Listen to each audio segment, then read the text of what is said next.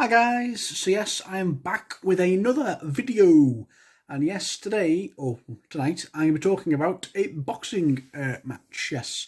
So yes, you know my channel, every now and then I do like to predict the upcoming boxing matches, there we go. And yeah, a big fight coming up next weekend in America. Yes, Jake Paul is continuing his boxing career, going up against UFC fighters. Uh, so yes, of course, Jake Paul, he tried to have a fight with Hasim Rahman Jr., professional boxer, but it fell apart. Then he tried to have another match with Tommy Fury. We'll book another fight with Tommy Fury, but it fell through again. So it looks like he's never going to fight Tommy Fury, does it? So yeah, it's been nearly a year since Jake Paul's had a boxing match now. I think his last match was December last year, the Tyron Woodley 2 fight. But yes, now a fight has been announced several weeks ago, months ago, and yes, he is going up against UFC legend and Hall of Famer, yes, Anderson Silva. Ooh, and this is has all the prospects of quite an intriguing match because Anderson Silva is no mug. He's not Ben Askren or Tyron Woodley, who couldn't really box that well, and Jake Paul just kind of not schooled to a victory, but Jake Paul knew it was easy wins for him.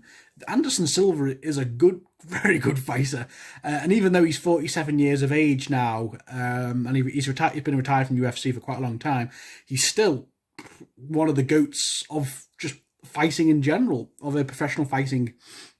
So yes, the fight is taking place next weekend in America.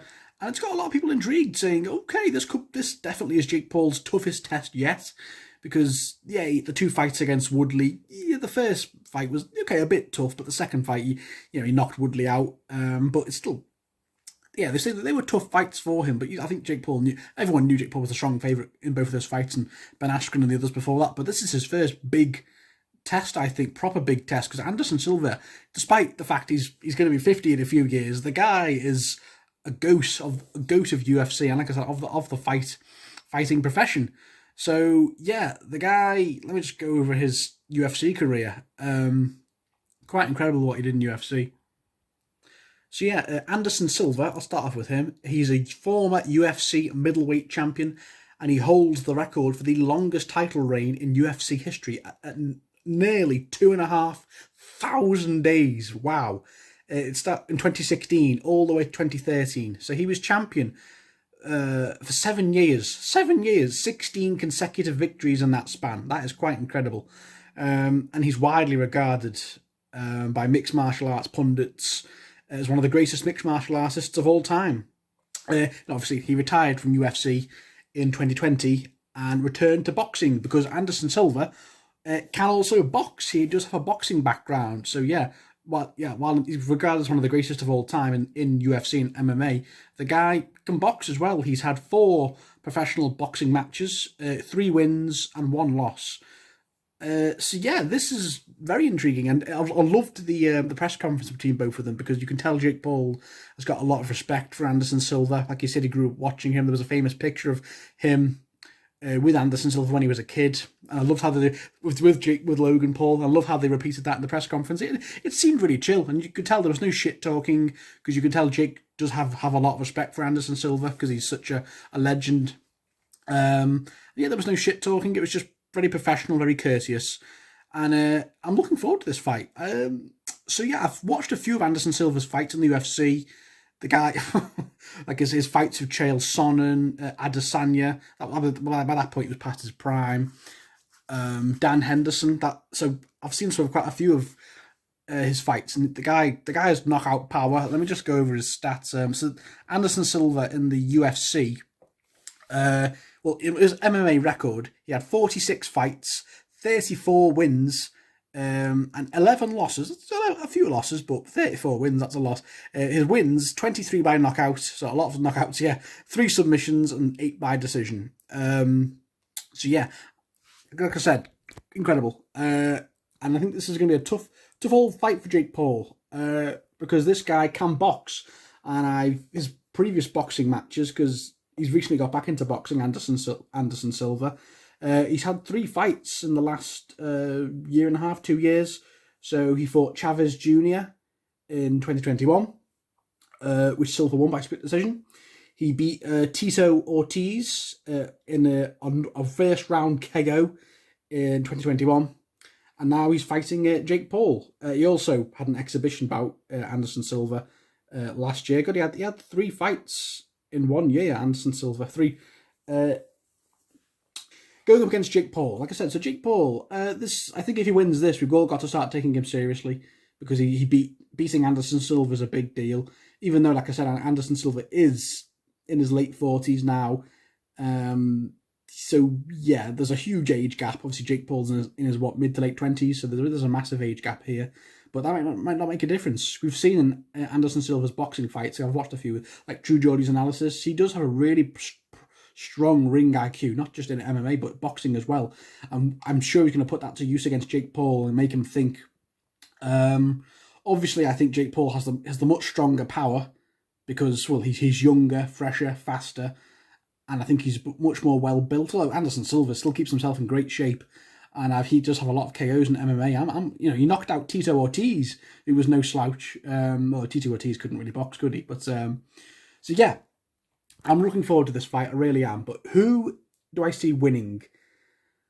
Let me just say, how many rounds is it going to go? Before I get to my prediction, let's just go through the tail of the tape. So yeah, Jake Paul is 25, Anderson Silva's 47, so there's 22-year age gap. That's probably the big deciding factor in this fight. 22-year age gap, that's huge. Jake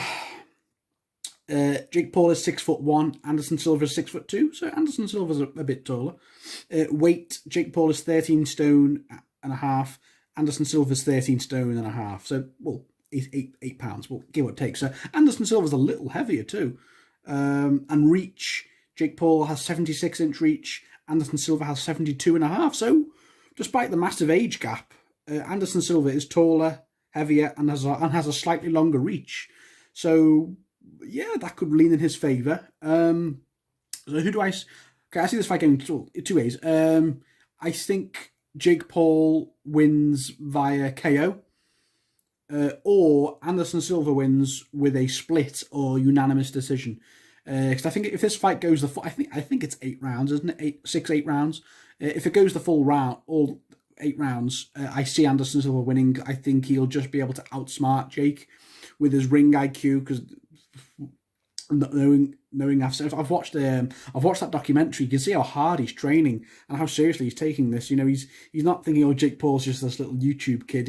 He knows he's an up and coming boxer on the rise, and Anderson Silva's going to give it everything he's got, I think. And we've seen that UFC. The guy's incredible. 47 years old, and he still looks in incredible shape. He really looks after himself. And his fight IQ is going to be heads and shoulders more than Jake Paul, so he'll know how to manage his stamina, manage his adrenaline, because that's the big key in a boxing fight. The minute you start to get gassed out, that's when it can go downhill. So I think he'll know how to manage that. And Jake Paul, his last 2 fights, he didn't look that good. Yeah, okay, his 2 last fights were with Tyron Woodley. The first one, it went the entire 6-8 rounds, and he won by a split decision, I think, or unanimous decision.